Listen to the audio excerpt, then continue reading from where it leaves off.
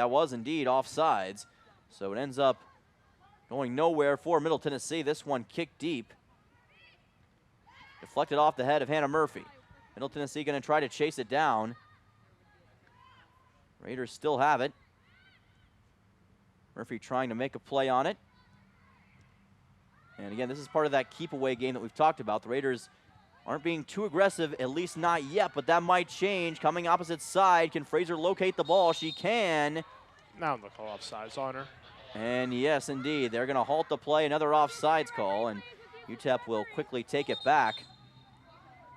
They waited a second to call that, trying to make sure that the right positioning was there for both sides, and we'll see UTEP get ready to send this one away once more. A lot of offsides, as we've talked about all night for Middle Tennessee. That'll be offside number 7 for the Raiders. Yeah, very uncharacteristic of Middle Tennessee, as we mentioned previously. They've just kind of been playing too aggressive offensively. That one delivered up in the air right to Middle Tennessee and Manon Labarge. Tasia Fraser has it. Fraser gives it up once more, and oh my goodness, what a play by Hudson. And here comes Hudson trying to make a play on it. Into traffic, inside, and it's going to go in. A miraculous goal by Nicole Morales, and we are tied in Murfreesboro. Well, Dylan, we had talked about it where UTEP has finally been taking more shots. They had 7 coming in here. That's around their average. Number 8 finally pays off for Coach Gibbs and this UTEP squad, and it's a whole new ball game here, Dylan. Middle Tennessee had been playing picture-perfect defense all night, but the one time they didn't, it came back to bite them in the worst way, and the Miners somehow, some way, have tied the match at 1. And it was Nicole Morales, who we had talked about early on. She is the one who finds the answer for UTEP and changes the whole aspect of this ball game, Dylan. Please take your seats. The show has started, and now things are truly in a desperate situation. Both teams would love to get a victory, but for UTEP, they have a great goal here and a chance to come away with a point, if nothing else. But for Middle Tennessee, this has got to be stinging, as they've got to be careful here as well. Can't give up another turnover late. We've talked about the second half problems that Middle Tennessee has had this year. They want to avenge for that right now. Here comes Campbell Cavisto, trying to make a play for the Raiders. Inside, Emma Pedersen trying to go to Labarge. Pedersen can't catch up with it, and this ball will be deflected all the way to the opposite side, and UTEP takes it out. But Jace, we had talked about the Middle Tennessee second half issues. It's plagued them this year, and it did once again right there. Yeah, first it was Sam Houston that we had a couple of days ago, and before that we had seen it with Liberty where they get the late goal there. But UTEP looking to push again here, Dylan. Could prove crucial in the end here. Is this Raiders backline on their last leg? Not yet. Taken out by Ellie Goff. Switching opposite side. Raiders with just 10.5 minutes remaining to potentially still get the victory. Trying to get their first outright victory in CUSA since the 2021 season, and get their first victory here at home in CUSA this season. UTEP will send it away once more. Campbell Cavisto able to locate it. Cavisto trying to make some magic happen. Here comes Campbell Cavisto dribbling it out. Ball was deflected. It might end up going out of play on UTEP. Let's see. Looks like it's going to be called as a goal kick. And it looks like we will also see a substitution. See number 15 checking in for UTEP. That is Olivia Roscos, who we were talking about, who has played some crucial minutes in this match here for UTEP. But we'll see a goal kick coming up here for the Miners. Olivia Roscos for UTEP. Welcome back to the 305. Dylan Simmons on the call with you today. Middle Tennessee up 1-0 on the FIU Panthers. And we're at the top of the 4th inning between Middle Tennessee and FIU. Leading off will be the catcher, Briggs Rudder, Briggsy, as they call him on the Blue Raider baseball team, with a lot to prove today. His second at-bat coming up. Joel Pinheiro still on the mound, as that pitch is going to be outside for ball number 1. Briggs Rudder with the top batting average in Conference USA entering the series, and now has it sitting at a 4.56. 1-0 count.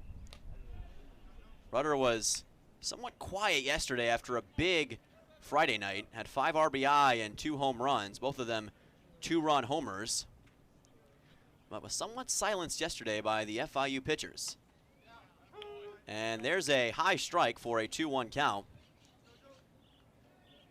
So Rudder trying to recapture the magic here in this game. 2-1. Keep Middle Tennessee on point. Rudder swings and misses, and the count goes to 2-2. And Pinheiro laying it in for another nice pitch. Let's see if Rudder can bring out the big lumber once again.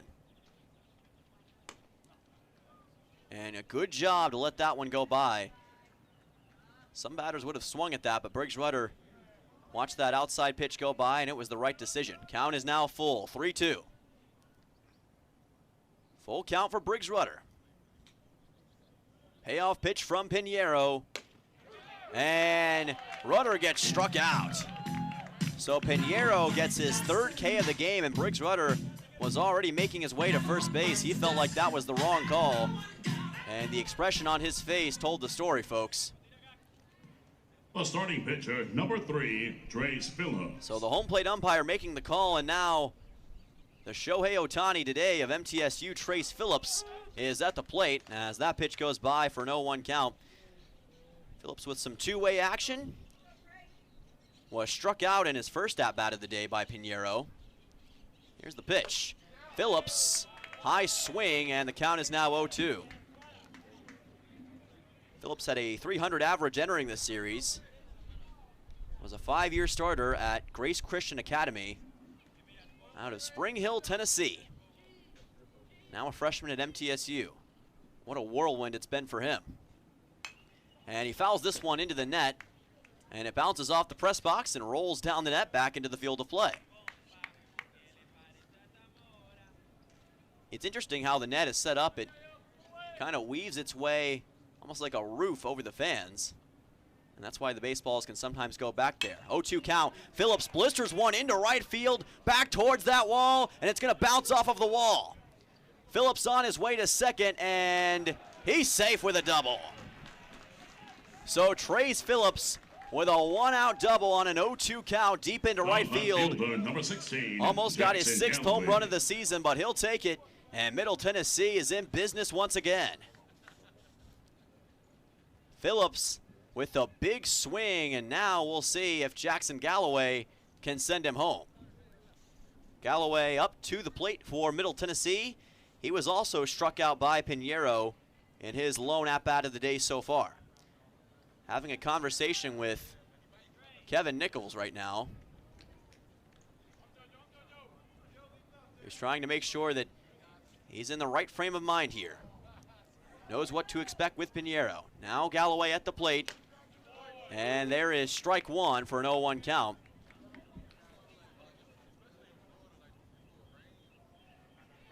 And with plus 80-degree temperatures, you wonder what the shape of these players will be once this game is over.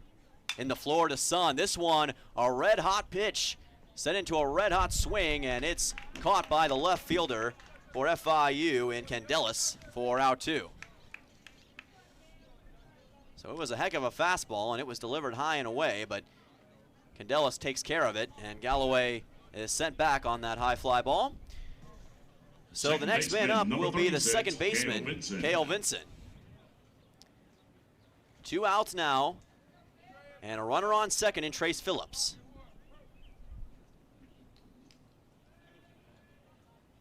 Pinheiro the pitch, and it's outside for ball number 1.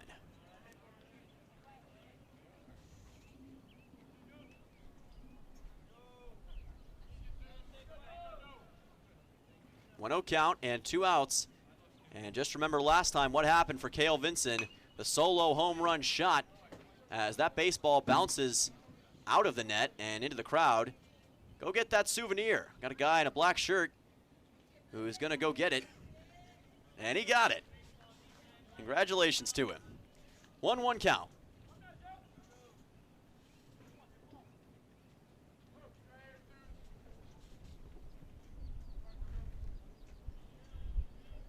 Pitch by Pinheiro, swung on into left field. That's going to be a base hit. And here comes Phillips. He's going to score. And Middle Tennessee with a 2-0 lead as Cale Vinson with an RBI single.